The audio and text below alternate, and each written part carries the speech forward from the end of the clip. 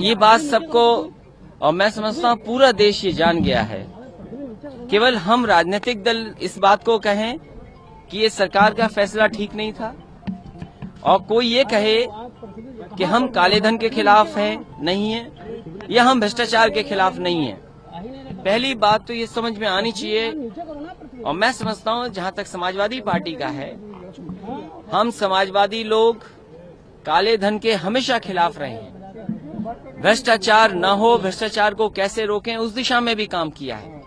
लेकिन सबसे बड़ी बात तो ये है कि जो तैयारी है उस पर पोल खुल गई भारत सरकार की। जो समझते थे कि ये समझदार सरकार है जिसकी तैयारी पूरी होगी, लोगों को असुविधा नहीं हो पाएगी, लोगों की परेशानी नहीं आएगी।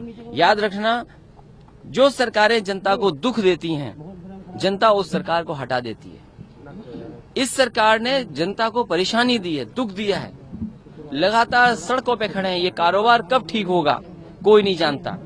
सरकार ने कहा कि हम इतने दिन में पैसा पहुंचा देंगे, हम इतने दिनों में पूरी बैंकों में पहुंचा देंगे। मैंने आंकड़ा मंगाया है, अभी आंकड़ा ठीक से नहीं मिला मुझे। अगर मैं ही आंकड़ा जानना चाहूं मुख्यमंत्री की हैसियत से उत्तर प्रदेश में कि किस ब्रांच में, किस बैंक में कितना पैसा पहुंचा है, शायद मेरे पास आंकड़े नहीं है।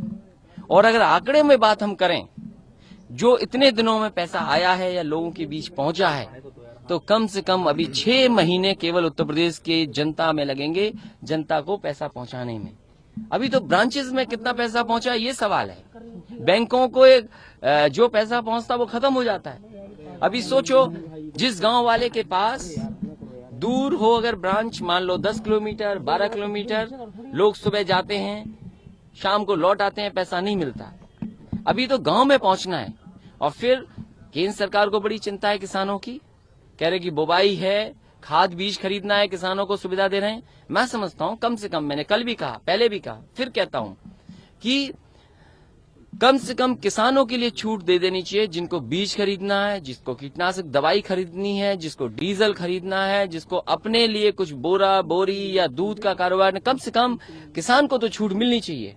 किसान पे कितना पैसा होगा, लेकिन उसको, किसान को भी ये काले धन की श्रेणी में खड़ा कर दे रहे हैं। किसी के पास अगर 500 रुपया, वो भी उसी श्रेणी में खड़ा हो गया। 1000 रुपया जिसके पास है वो भी उस श्रेणी में खड़ा हो गया।